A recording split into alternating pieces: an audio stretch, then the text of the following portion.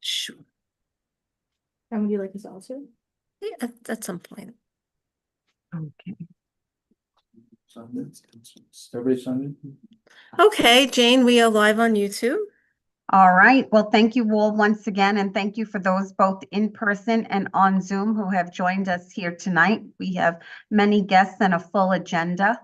And so we are happy to begin our traffic and transportation meeting this evening for April 13th. And Josephine, on my agenda, I had up first our overview of the presentation by IBX. Will we be continuing with that to begin? Yes, so Wonderful. representatives are here from the MTA, so I'll turn it over. You can introduce yourself and go right into the presentation. Great, thank you so much. Thank you. So hopefully everyone can hear me well. I'll just do a quick sound check. Great. So good evening, everyone. Thank you so much for having us today. My name is Katerina Patori. I'm a member of the MTA's Government Community Relations team for New York City Transit. I'm joined by several of my colleagues, Jordan Smith to my left, who's the director for the IBX project, Daphne Lasky to my right, who's also a member of the IBX project team, Anthony Drummond, who's a member of the Government Community Relations team, and Laura Blumenfeld, who's another member of the IBX team. We're really looking forward to being here this evening to give you an update on the Interborough Express project, which is in its preliminary design phase. We have a presentation where we'll go through several project updates that kind of give you a sense of where the project is right now. And then we'll have some time for Q&A where we'll go into any of your questions in as much detail as we can right now. As I mentioned, this is really the beginning of our design for the project. So this is not the last time you'll see us. This is just the first time you'll be seeing us. We look forward to coming back to the community board many times throughout the life of the project. So, if you do have questions that we can't answer right now, we will be back to answer them at a later time as well as kind of coming to other areas in community board 10 that, maybe aren't represented here, or maybe you have some ideas for where else we should go after today. So we're looking forward to getting your recommendations for where else you want to see us in the district. So with that, I will pass things off to Jordan, who will begin with the presentation, and we will take your questions at the end. Thanks again. Right, great. Thanks, Katerina. As Katerina said, I'm Jordan Smith at the MTA, leading the planning for the Interborough Express project. So I'm going to share my screen and run through a presentation.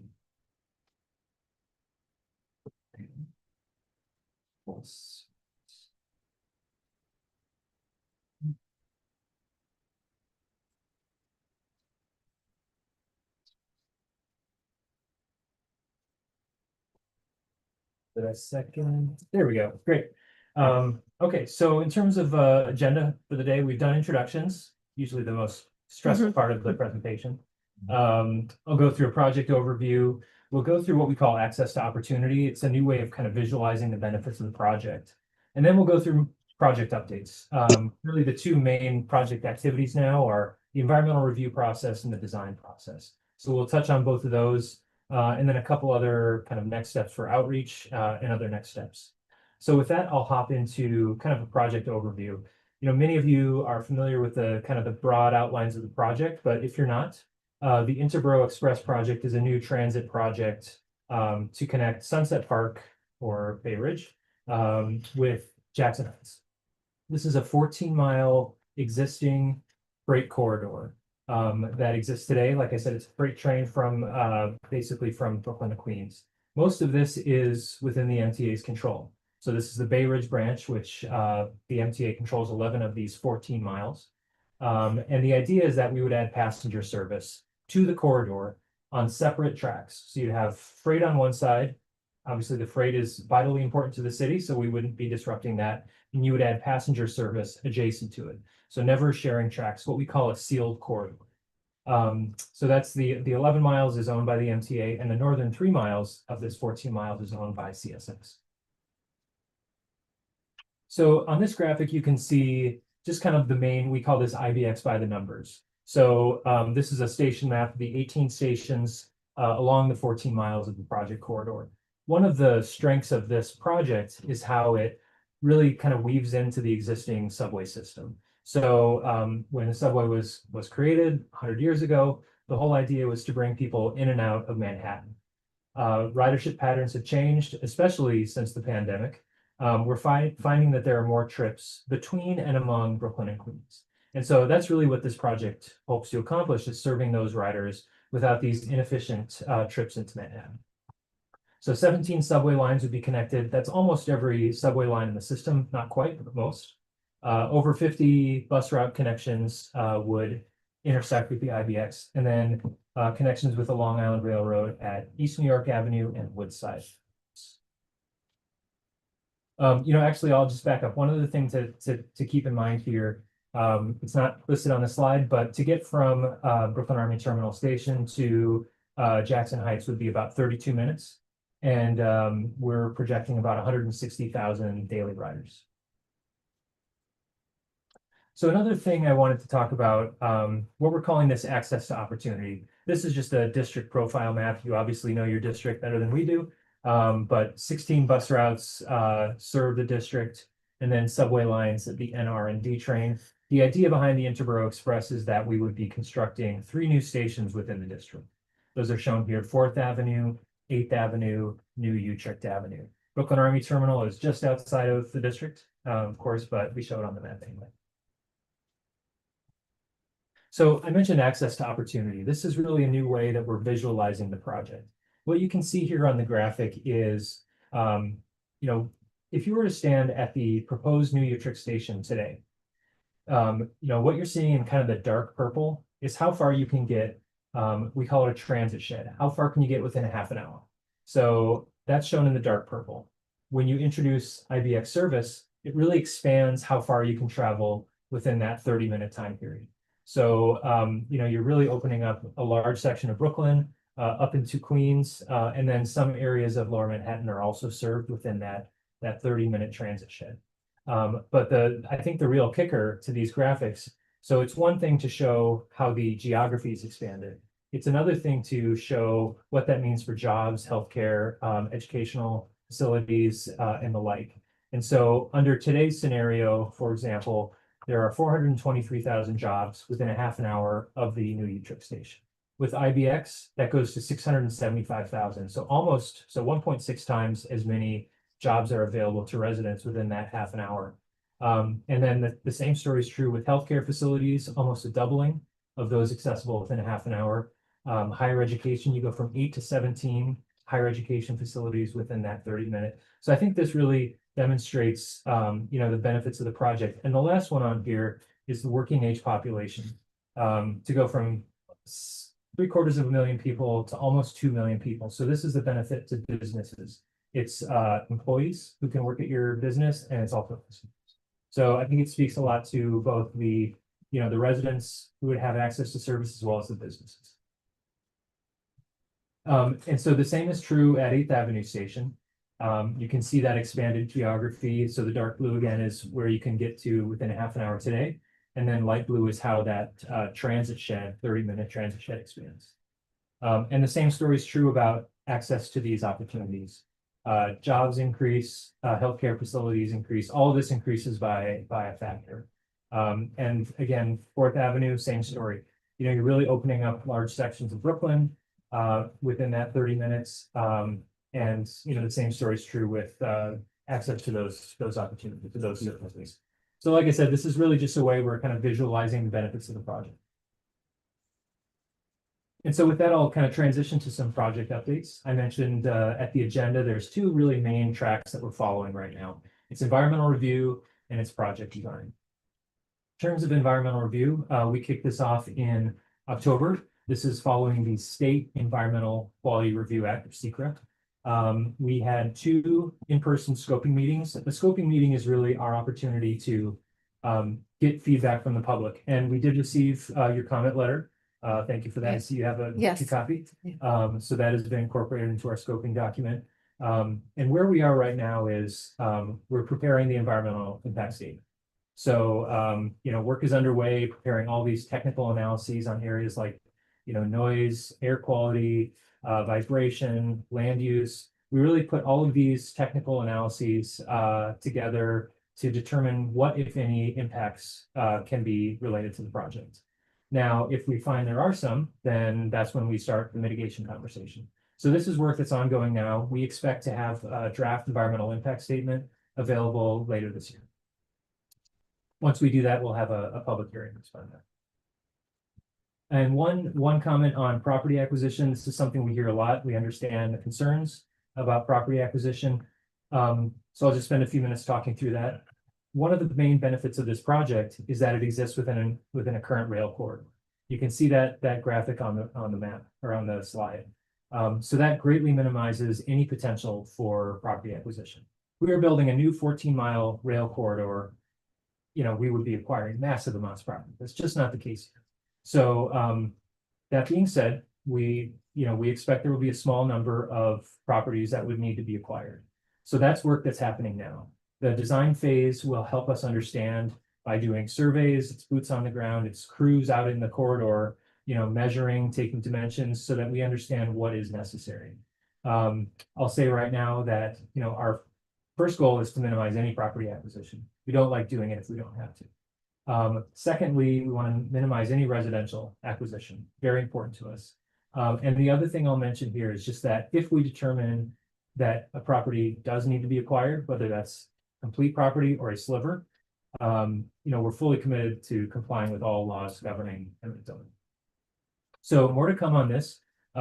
We will be releasing this information as part of the environmental impact statement later this year. And with that, I'll pass it off to my colleague Daphne for an update on design. Excellent. Hi, everyone. Should we do some musical chairs here? Or no, I can do it. control. Okay. Thanks so much, Jordan. So I joined the project late last year as design lead, and I'm really happy to share that we've begun design on the project. It's a 2-year process, this early phase of design.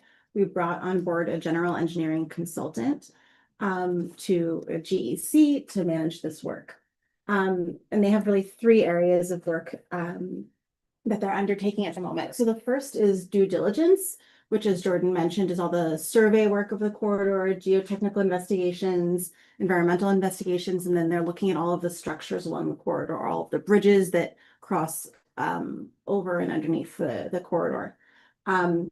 There's also an area of work that's the civil design work. So that's when you think about retaining walls that might be needed, really preparing the shape of the corridor to receive the light rail system, tracks, all these other things. And then the system design, which is the light rail system itself. So that's the vehicles, that's the stations, that's all the communications equipment that will make the thing run. So it's 3 distinct areas of work. They overlap, they're really happening in parallel, and we're really seeing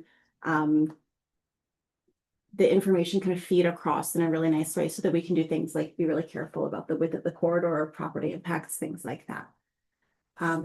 At the conclusion of this 2 years of work, one of the outcomes of that will be that the GEC is also going to produce bid packages for us that will take the early design work and prepare it to go out to contractors to build the project. We have a lot of thinking about how that all comes together, but that's a big part of this effort as well. Next slide, please.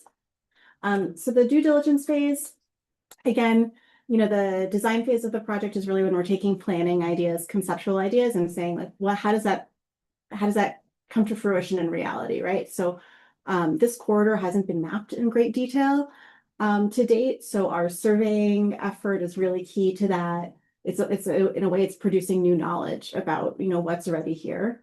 You may have seen folks out in the corridor with big rigs, things like that. So that's what they're doing. It's not construction yet. It's really these investigations. And we really want to make sure that work has minimal impact on neighbors, that things are smoothly coordinated. So our stakeholder and outreach teams have been flyering. If you have a property within 100 feet of the corridor, you would receive notice that this work is happening. We really want to make sure that we're good neighbors and working together with everyone so that people understand what's going on.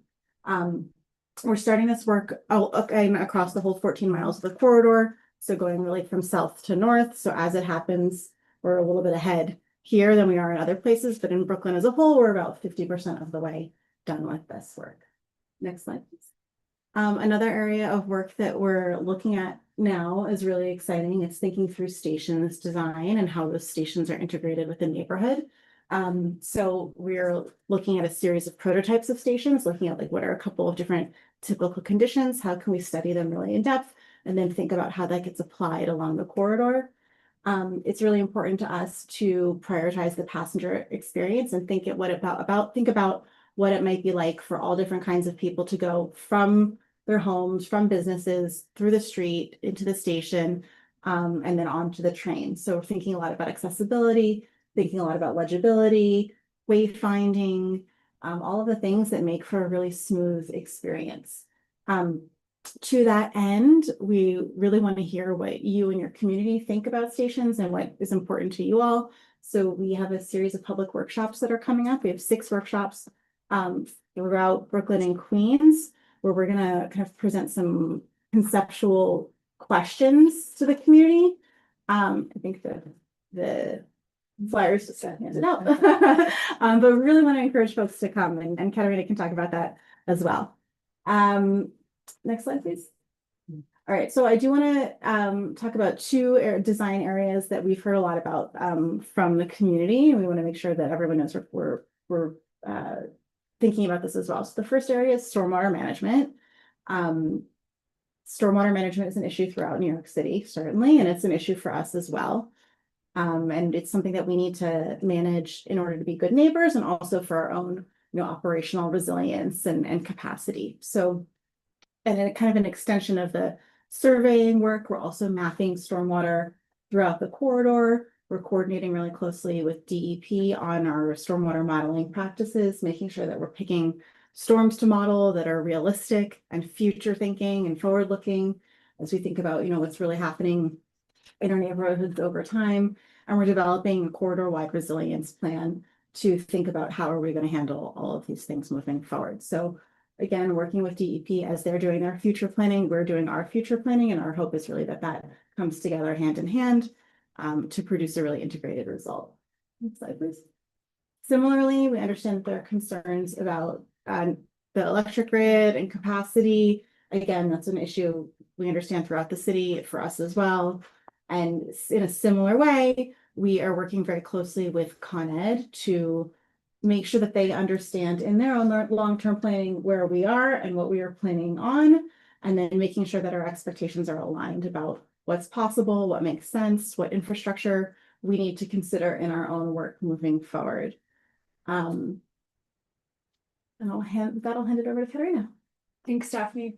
So just to close us out, a couple of points on our next steps. So we've talked a little bit about some of the upcoming public outreach that we're going to be doing this spring and really through the summer into the fall. So to inform some of the design decisions that our team is working through right now, we have several public workshops, as mentioned.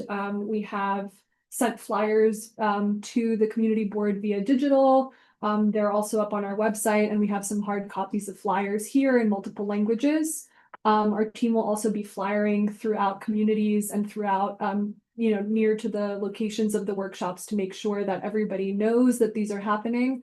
We really want to make sure that we're getting a lot of good feedback on all kinds of details, really specific to your community. What are the sort of connections that you want to make sure that the IBX offers, and what are the things that we need to make sure that we're thinking about as we continue to put together the preliminary design. We've done several design events to date. So we've had open houses over the past year. We've had pop-ups throughout sort of the transit system. But we're really looking forward to doing, a lot of robust outreach this year. And as I mentioned at the beginning of the presentation, really open to your recommendations and suggestions for what other civic groups, meeting points, or kind of other big events are happening in your district that we can make sure to go to so that everybody knows what's coming up with the IBX. Finally, in terms of the sort of next steps on the project itself, the due diligence work, the geotech work, and all of the sort of inspections are going to continue throughout the end of 2026. Our design is, as mentioned, is a 2-year process. So really, we expect that to continue through into 2027. And then sort of toward the end of the screen there, you can see when we anticipate the contractor package to be issued, which is really the first moment where the design is sort of conveyed to a contractor who will put together sort of a plan for how to build it. So we anticipate that happening later on Yes. there you go. in winter 2027, which is hidden on my screen right now. Apologies.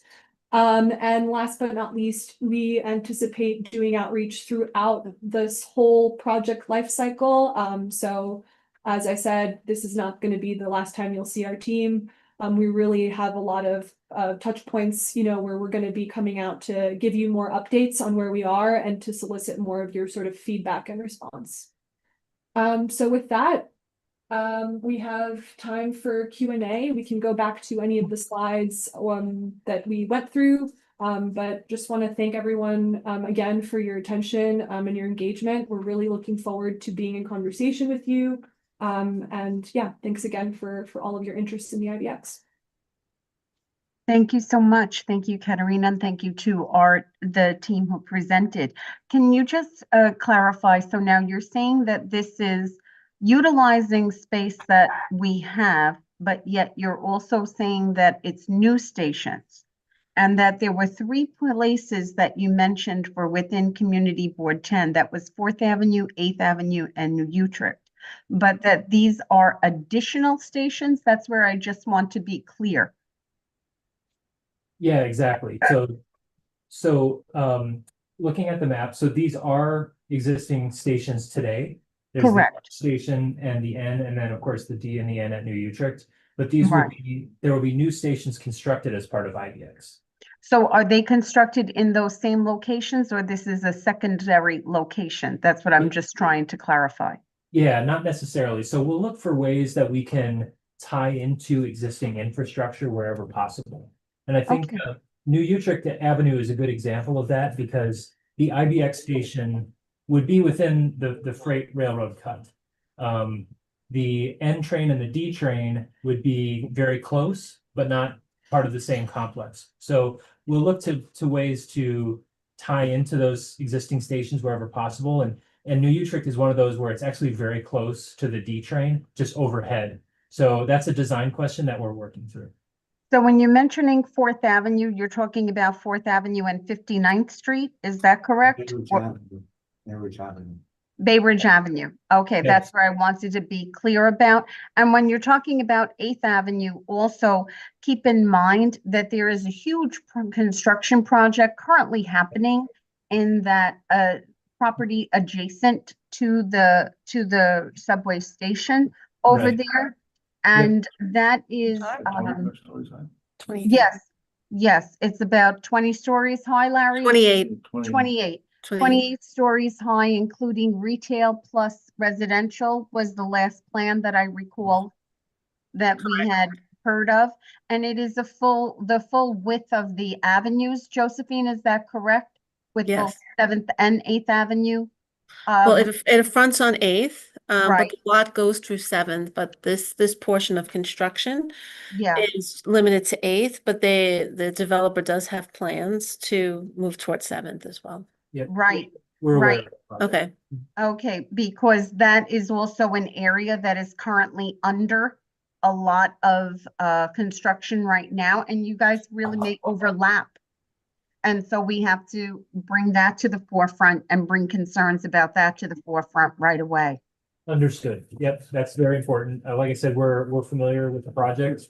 It's a little early for us to start thinking about construction sequencing, but certainly on our radar.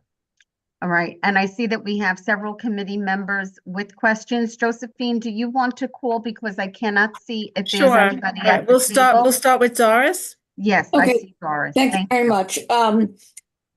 I think it's a very interesting project, but I'm very concerned about the 4th Avenue station. It's at 4th Avenue and 65th Street, which is probably one of the most dangerous intersections in our community board. It's dark, it's wide, it's a highway access, it's very dangerous. And I just want you to take that into consideration in doing any design to get to that station from 60th Street. You have to cross a very, very, very dangerous intersection. And I implore you to please go there and look at it. I appreciate that question, Doris, and I actually had the same reaction when the first time I walked through that area, you know, thinking about the IBX project.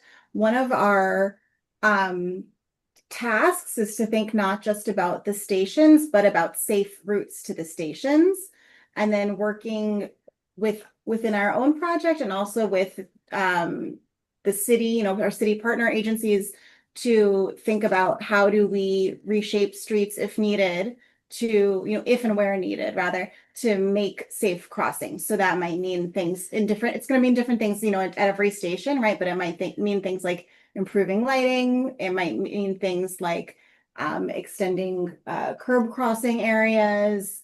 It might mean things like widening a sidewalk. We really have to look case by case, but we certainly feel that if we can't get to the station safely, that's not finishing the job, right? So our job is really to think holistically about how the neighborhood and the stations come together so that people feel comfortable and safe traveling to the stations and then onto the IBX. Thank you. Okay, let's see, anyone else to know? Board members first, Carmen? When they first proposed this, the only thing I had in my mind was how many people will be writing potentially. And I think they said something like 20,000, that might even be a low ball.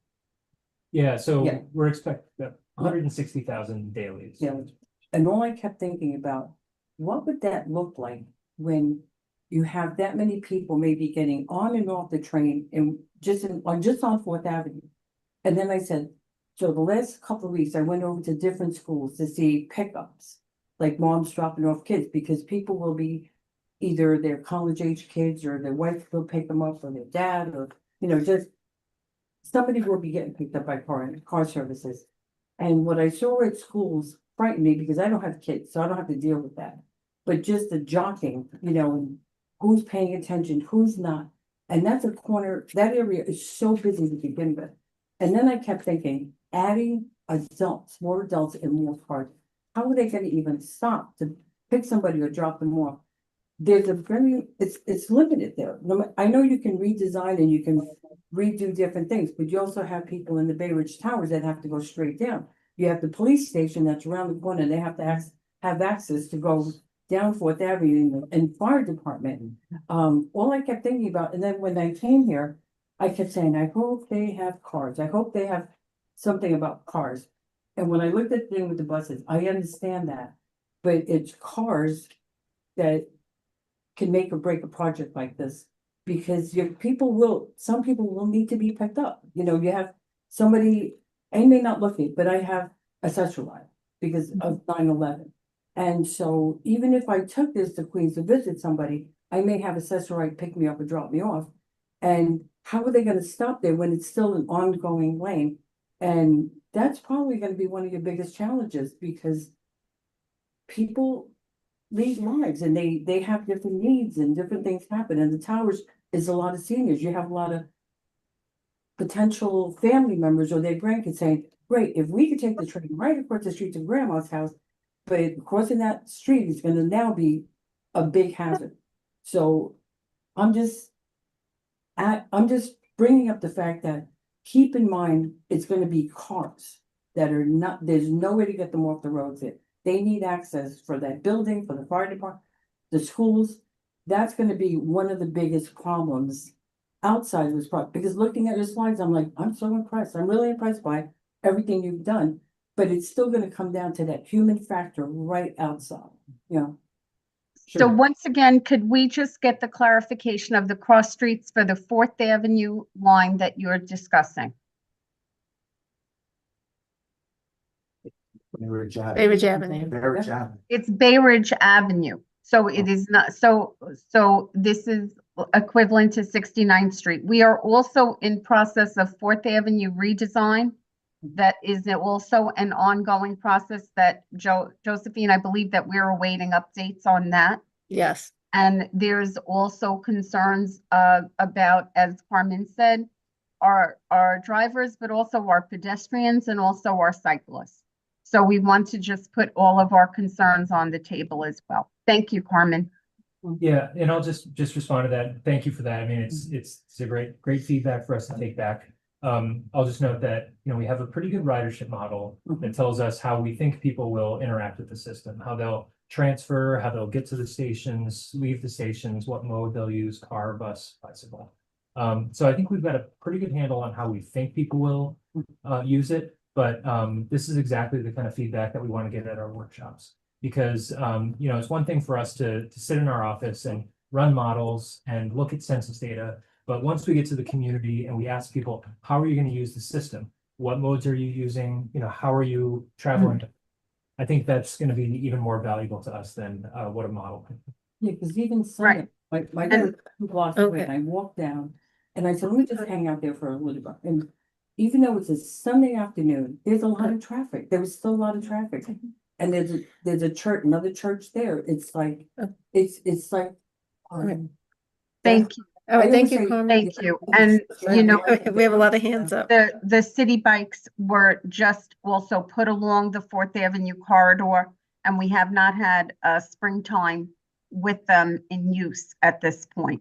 So that's like another factor to kind of keep in mind with the amount of traffic. Okay, so next I'll take someone from Zoom. Dino Great. Hatsis.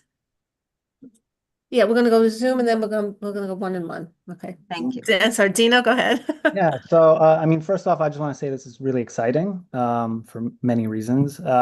But one thing to note is, you know, you guys mentioned the positive economic impact that it's going to have, is going to bring jobs and, you know, all this business to the area, which is great on the one side. But on the other side, like this goes through some of the most affordable neighborhoods in Brooklyn. And they're affordable partly because they're in transit deserts. So, you know, this is going to bring a lot of development into the area. And I just wish you guys included like the adverse impacts like of like gentrification, displacement that this could have, and, you know, how you could potentially secure the affordability within these communities. Sure. So great comment. I'll note that our environmental impact statement does have a socioeconomics analysis, which studies both direct and indirect residential and business displacement. So we'll have a robust analysis of that as part of the EIS process. Thank you. Larry, maybe Henry's. Yes, I know we had the meeting back this past November and had some comments about the proposed route. And we had discussed about the feasibility study of a station at Fort Hamilton Parkway. Is that considered at all? Sure. So it really, we looked at it very early on and we decided not to pursue that. And I'll give you kind of some context as to that. So if you look at 8th Avenue and New Utrecht, you can connect with the N train at both of those stations. So if you were just hypothetically to put a station at Fort Hamilton, which has the N train today, you wouldn't be getting any transfers, because imagine you're a rider, you're going to transfer at your earliest opportunity. Most of the time, those riders are going to be coming westbound, so they'll transfer to the N at New Utrecht, unless you've slept on the train and missed your connection, which I've done. So, you know, when we look at a stations program, we really have to balance a number of factors. You have to look at, you know, ridership, constructability, spacing is a big part of that. So the distance between 8th Avenue and Fort Hamilton is about 1,500, 2,000 feet, depending on the platform location, which is very short for 2 stations. So we didn't think it was worth pursuing just because it was so close and the transfers wouldn't occur there. So that was a decision we made pretty early in the feasibility phase. Okay, Thank you. and next. I know this is, you know, the age of intermodal usage. I mean, you could consider this on the north end. Extending all the way to LaGuardia Airport. That would initially provide direct rail for us, finally to a major airport correctly. Sure. You So could build it up tight, you could build along a structure along the Brooklyn Police Expressway East branch next to the cemetery, so you're not gonna have many people complaining about my backyard, so it's. And you can build it into the airport. yeah, so that's not part of the current scope. That's a major cost driver. What I'll tell you that is, it's not precluded. So, you know, what we're planning and designing today wouldn't preclude future extensions to LaGuardia if there was funding and political will and kind of all the necessary Does the pieces. Port Authority ever comment on that? Yeah. So that's another player that would be involved. Like I said, it's not part of the current scope, but there's nothing to say we're closing the door on that in the future.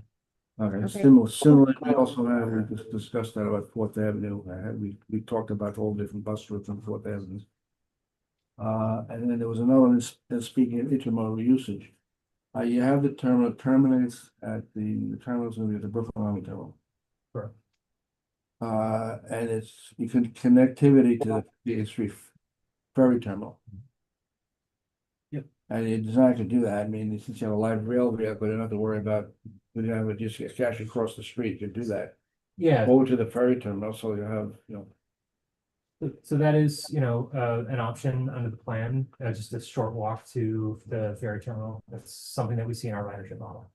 That even extended over to the piers then. So that's not currently scoped, you know, it's just not, you know, we can keep extending it, but as of now, it does terminate at Brooklyn Army Terminal. It was a few hundred feet. I'm just talking, it's not that far. That's what I'm saying. Sure. Could you put a shuttle, little bus or Be a something? very short shuttle, but No. there's no reason why it couldn't. Yeah, I mean, a big, sort of benefit to this is we anticipate people are gonna use it to transfer and connect. Like as you're saying, intermodal, connections are a big part of the project. So all of these are things that, we hope can happen in the future. Thank you, Larry. Staley, you had a question? Yeah, I wanted to ask, I wanted to ask about the freight aspect of it, right? So I mean, hopefully, and by the time that this is up and running, we'll also see things at like Brooklyn Army Terminal for sustainable last mile delivery, things like cargo bikes and things like that. These are all things that the city is studying. And I also know that the freight corridor that's where the along where the IBEX is going is a big part of that as well. And I guess I just wanted to ask in general how all of that is kind of fitting into your plans, the freight aspect and like the cargo aspect of that corridor, which hopefully will increase in the future. Yeah, so 65th Street Yard, as part of Brooklyn Army Terminal campus, is operated by Port Authority. So they run that car float, from Greenville over to 65th Street. So we coordinate with Port Authority where we need to. There's also the Cross Harbor project, which is the Port Authority's project, which is kind of added to the mix and the long-term prospects of that project. And the other thing I think is important to note is that since we own, or the MTA owns, the 11 of the 14 miles, that's operated by our concessionaire, so New York Atlantic Railway. So all of these kind of go into this freight soup. And so, we take all that into account. Obviously, freight is important. As a resident of the city, I want to keep the trains moving. Like it's moving of solid waste. It's all the other things that need to happen. So it is a critical element of the project, and nothing we're doing today would interfere with freight operations. I mean, sorry, just to add one more thing to that. Do you look at in your EIS, do you look at I guess the positive effects of that? Like, I mean, I would imagine that this project, if you sort of do that aspect of it well, hopefully will reduce truck traffic in the area and have like a positive environmental impact. Is that part of it? For the passenger or for the freight? For the freight. So right. no, not really, because our project is just focused on passenger. The whole idea behind passenger is just getting it out of the way of freight, so that freight can operate without passenger involvement.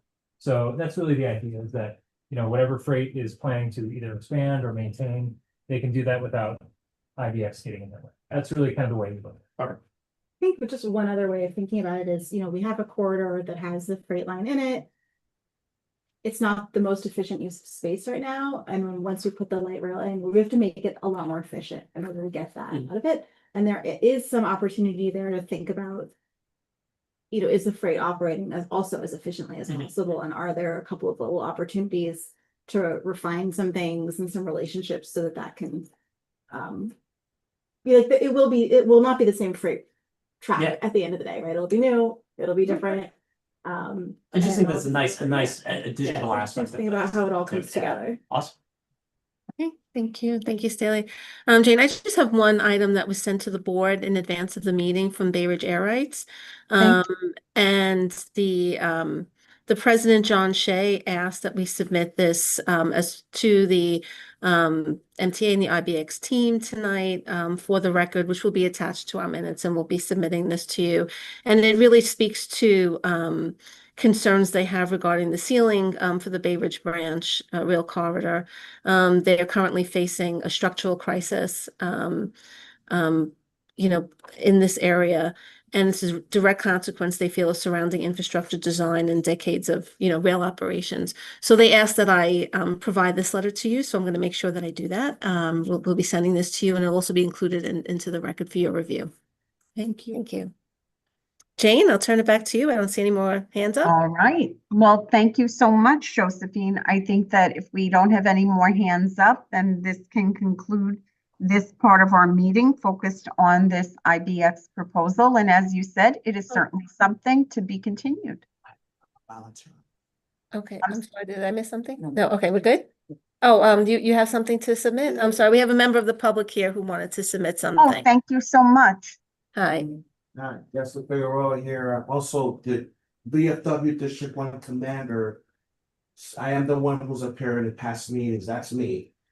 So I'm also a volunteer with MTA Accessibility, and I advocate for the entire agency. Not everybody knows me. Was on sitting across from me right now.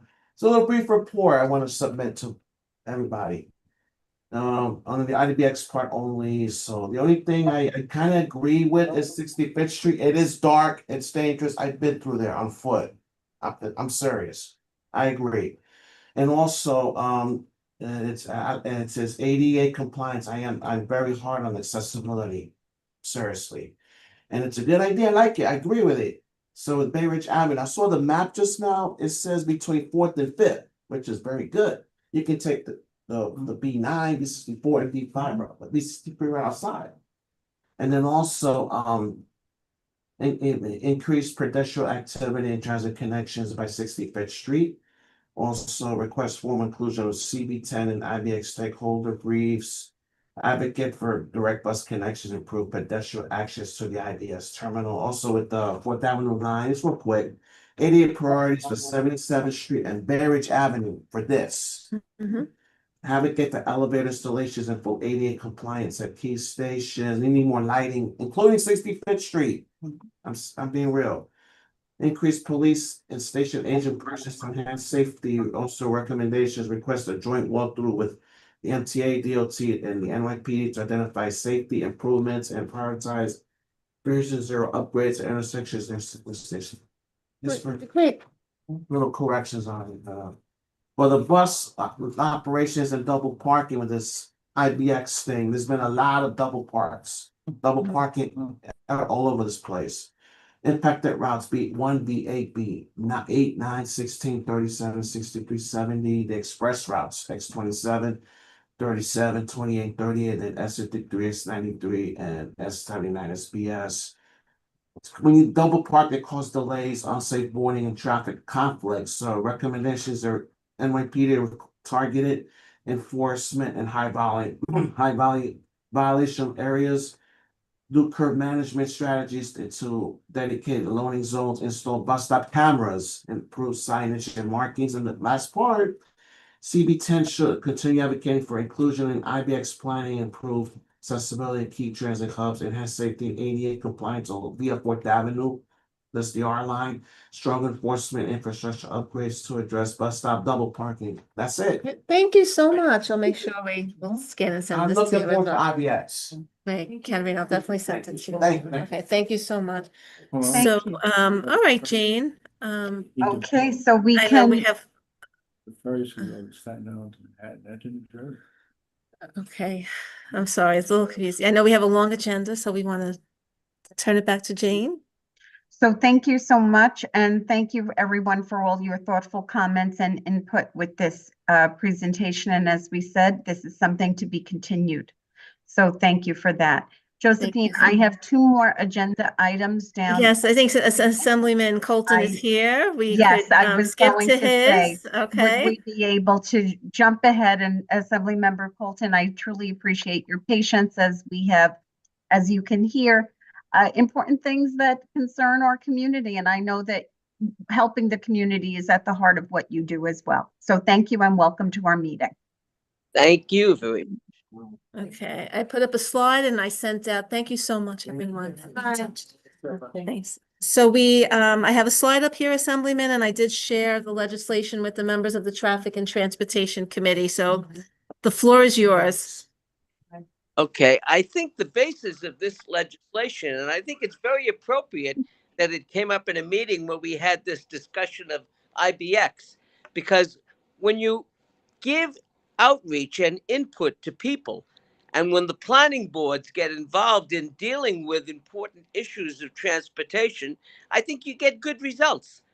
The experts are very good, the consultants, but you also need people on the street to be able to be informed about what is being thought about and what is being planned, and then to raise specific issues and problems that might deal with the individual neighborhood. And that's what this bill intends to do. When there's going to be a planned service change, you want the community boards and the elected officials to be notified about it, because they have an intimate knowledge of the history, the background, the problems, the concerns that deal with that particular change that is going to affect people in the neighborhoods. And by getting them 30 days notice, they have an opportunity to add valuable input before the change actually takes place. And this bill that's what it intends to do. It's a matter of when a planned service change is about to be made, 30 days before, you notify the borough president, the legislative elected officials, and most importantly, the related planning boards, so that they can give input and comment upon how this change is going to impact families in their particular jurisdiction. And that then, can result in a meeting like this, where you're talking about individual members of the board and members of the public can come in and give input on how this particular project is going to affect the people. Because if we don't know how it's going to affect people, there are blind spots. And those blind spots may result in unintended consequences. So this bill basically allows the planning boards and the elected officials to get advance notice when the MTA is going to plan some kind of service change. And I think when we do this, we have an opportunity to avoid problems that otherwise might not be detected, because as good as the consultants may be, no matter as hard as they may try to work, they don't know the neighborhoods as the elected officials, the planning boards, and the people in the neighborhood. So basically, we're asking that the planning boards and the elected officials be given notice before a planned service change is made. And I know Board 11 has already unanimously passed a resolution supporting this. I know Board 13 is in the process of looking at this now, and hopefully it will, consider it favorably. But the idea is we need to get input down to the grassroots. That is when you really get the input that's needed to avoid unexpected impacts that hurt the people. And so that's what basically I'm proposing. The bill goes to the state Senate now. Senator Leroy Comrie is the introducer in the state Senate. And we're hoping that, this bill will pass, will be signed by the governor, and will make our government a lot more grassroots sensitive, so that we can deal with problems before they become problems. And that's basically what I'm saying that this bill, will do.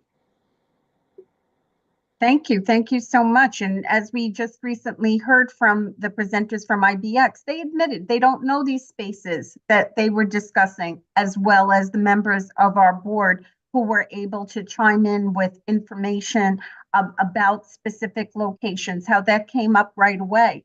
And what I also hear you saying is that communication is a positive thing, and getting people informed. Our Community Board 10 has a wonderful newsletter that our district manager puts out, and all that information would really be valuable to our residents and to our community.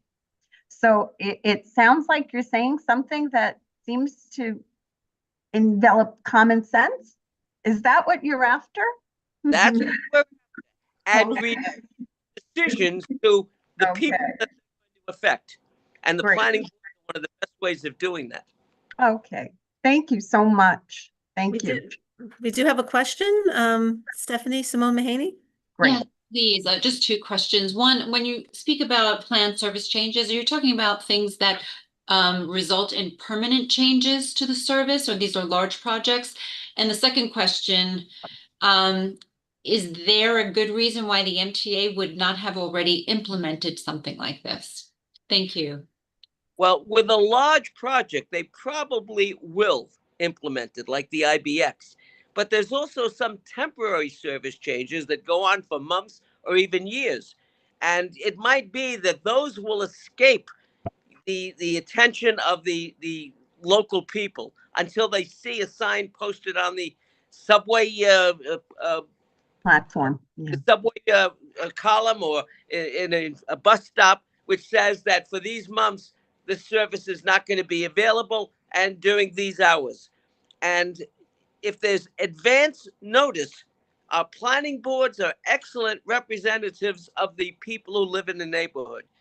And if would they get notice of this in advance, I believe they might have some input and some suggestions as to how this particular service change can be implemented in a way that will have the least negative impacts upon people. And that's why I think it's necessary to legislate it.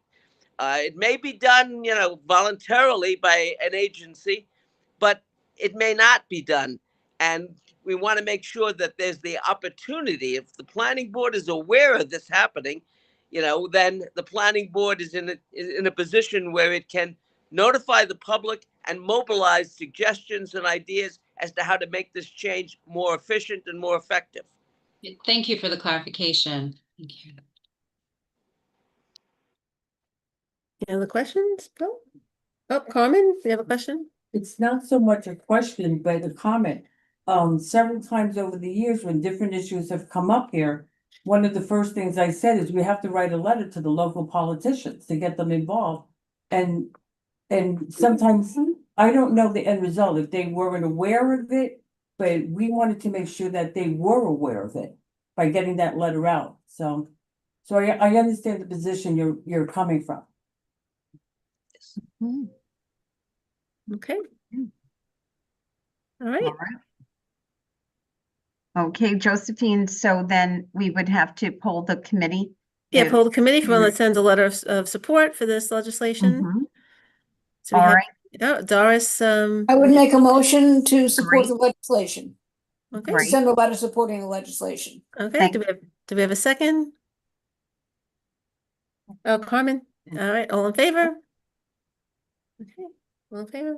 Okay, motion carries. Romeo, you're in favor? Okay, I'll find out from Romeo, but motion carries. Thank you so Thank you. much. Thank you, Assemblyman. Oh, yep, okay, Yeah. so it's unanimous. Thank you, Assemblyman. This will be on the agenda for the April meeting of CB10. Okay, thank you very Thank much. you. Have a good Thank night. you. Does Doris have a question? Oh, And yes. not related, it reminded me of something. Because we had the proposal for bus changes. Mm. And when we were going to be reviewing this legislation tonight, I said to Josephine, where do we stand on that? And she said, I think they'll be coming to us close to the end of the year.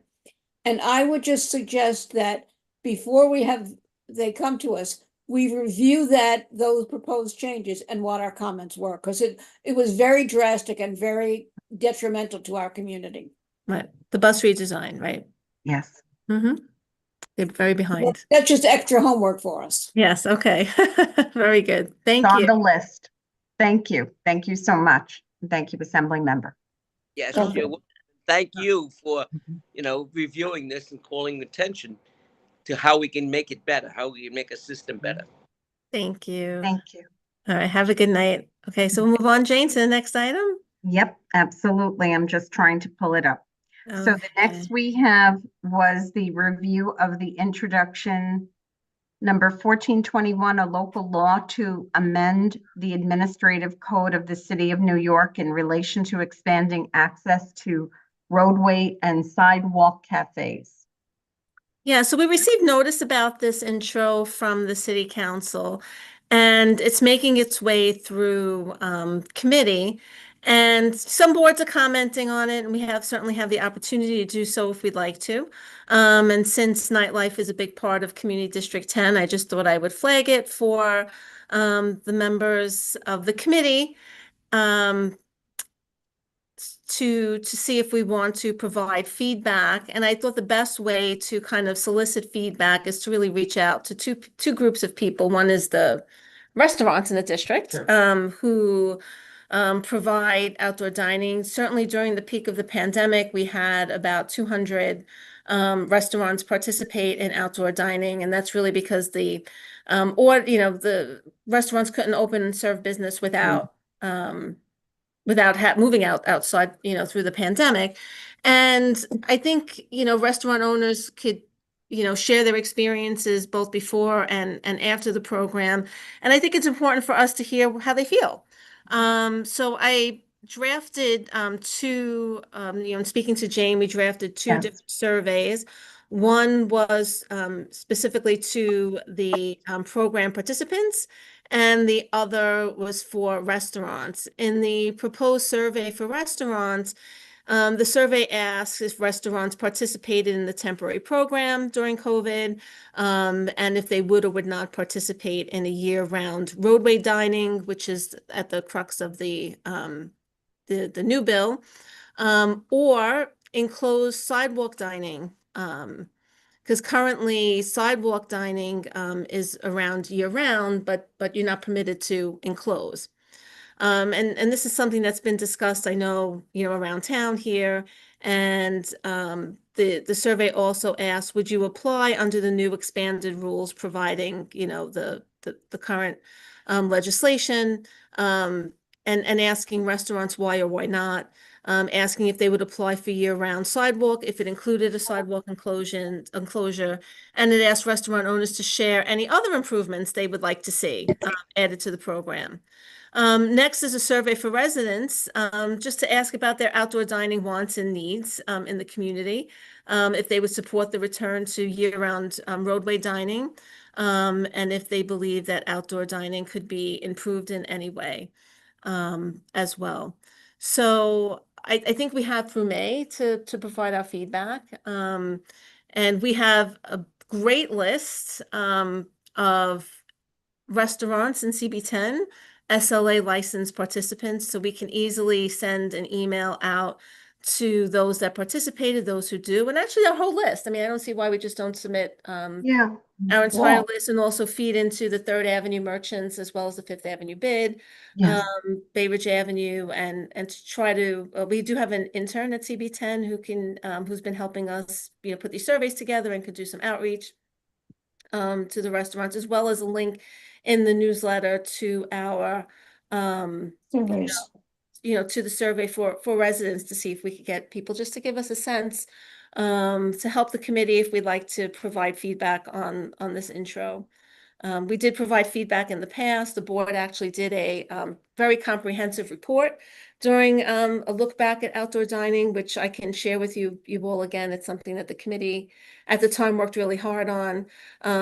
We outlined some of the issues and concerns with roadway dining, at the time. This is a little bit different.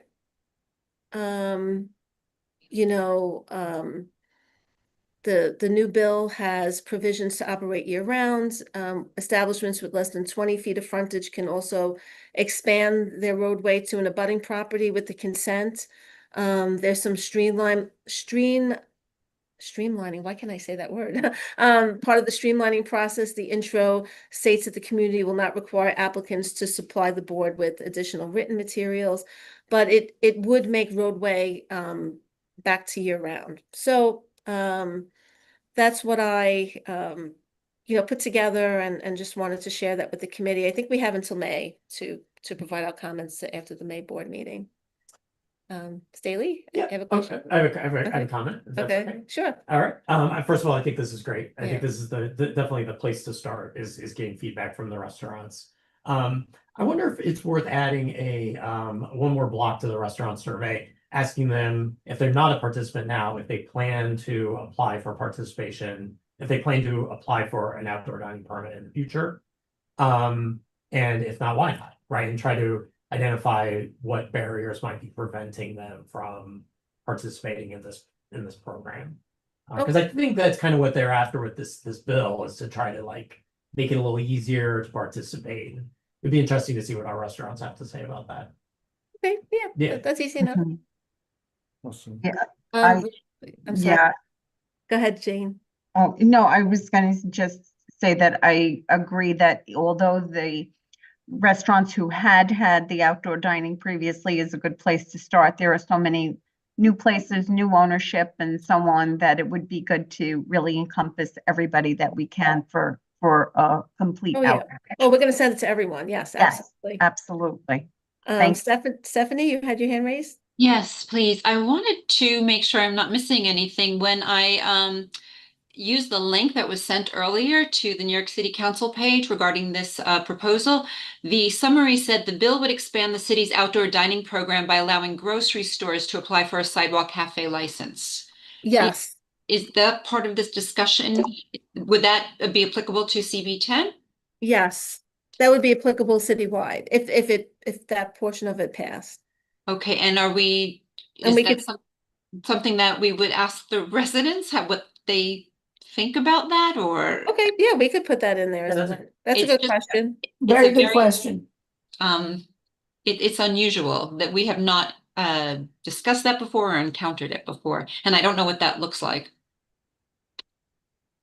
Yeah, I didn't really understand, I don't know how many would, because restaurants currently do not, and they don't have a license from Department of Health to serve. So I would imagine they would have to add that as well. My grocery store has like a little coffee shop in it, so maybe it's something that some of the grocery stores are looking to do, is expand that business.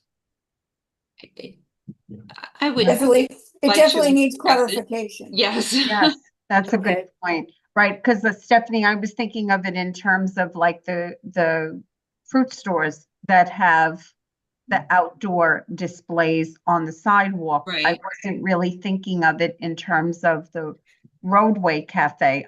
I misread that as well. So thank you for helping to bring that up. Well, I And- think it does speak to the ambiguity, since we all have a very Yes. different image of what this may look like. So Very true.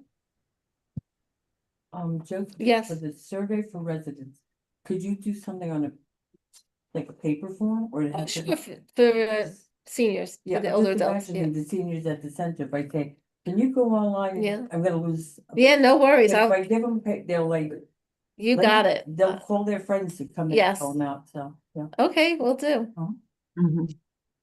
Yeah, and then before we send it out, though, we'll get that clarification on the point that was made. Correct. Thank you. And we do have a list of grocery stores district-wide that we can send to as well. So, Mhm. Okay, that's what, Larry? men's retail food establishment, essentially you're extending, as you mentioned, the groceries or the supermarkets onto the sidewalks. Correct. Sidewalks or roadside. So it's not, would that be, it might be a problem as far as, pedestrian circulation? Is there a way of dividing, the circulating, They would be, Right. right, I don't think the rules have changed in terms of the allowable clearance. I think that all stays the same. It's just who else could apply to the, onto the sidewalk? right. Right, and just even as Stephanie is saying in our conversation, how we had different understandings of it. Staley mentioned a coffee shop that has like an enclosure, like, so do they fall? Like where does that fall as well as, and like, I'm thinking of fruit stores. Yeah, I think most of the coffee shops in District 10 have a Department of Health license if they serve food and coffee and would be Okay. eligible now. I think what's different from the language is grocery stores. So like, for Grocery. example, there are some grocery Okay. stores that do sell sandwiches and, there are sandwich shops. Green grocer. Green grocers, right. But Right. I do think that, I think a good question to ask is there are different licensing because some small grocery stores do not require a Department of Health license. Others are just licensed with state agriculture and don't require. Okay. I don't know what the distinction is, but I have to, I know there are some stores that have the A rating, some that don't, the smaller, grocery type stores. So that's a good question to ask. Okay.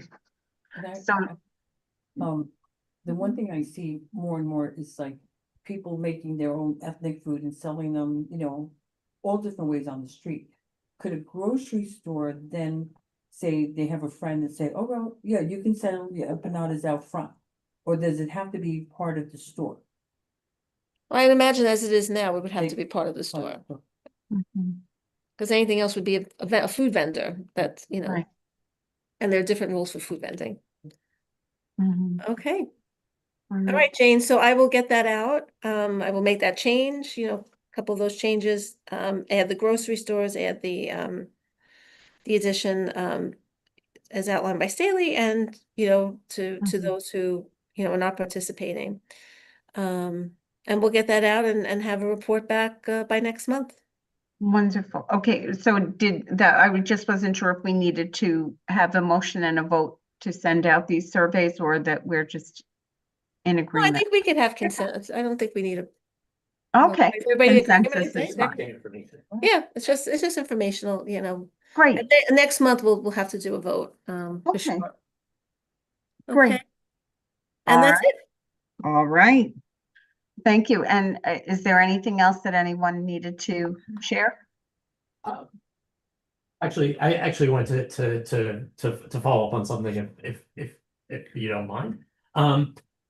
Zavarian.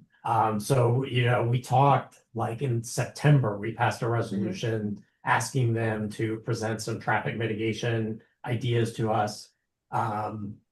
And I wanted to see if we could move that forward. I live near there. We They should be did, starting yeah, no, we did. construction. We definitely reached out to them. They got back to us Yeah. and said that they weren't ready yet. Okay. But I will follow up again. They did say March or April. So we're at April. I sent an email, actually yesterday. No, Friday. I sent an email on Friday. Just as a follow-up. I know they were off from school. What are we asking them? Are we asking them to come to one of these meetings? Yeah, one of these meetings. Yeah, to update us. They were willing to come to one of these meetings. Yeah. Just want to make sure that's moving along because they're starting to like do stuff. They were totally willing. Yeah. Also, the board did write about the truck route studies to DOT. DOT, to come back to a committee meeting and they will not be doing that. We did reach out to our electeds to see if we could, have some type of, meeting with them to ask our questions. And we submitted all of the Fourth Avenue Oh yeah, that just happened. So Yeah. I just wanted to make sure everyone knew that. We also have a presentation on 92nd and Dahlgren that's going to be coming soon to us. Gosh. So that's coming hopefully by next month as well. So we'll be pretty busy for sure. All right, Jane. All right. Carmen has something. Oh, I okay. can't remember which person, they said that they wanted to come to events in Bay Ridge to talk about, This was the MTA Academy. Yes. Yeah, and I wrote down here to tell them about the Third Avenue Fair and the Fifth Avenue Fair. So can you contact? No, she did ask me and we will send her a link of all CB10 events. It's a pretty simple link. So Okay. we'll get that to her. All right. So Okay. thank you. Another way to improve communication in Community Board 10. Thank you all. All right. Thank you. Have a good night. Thank you all. Thank you for your time.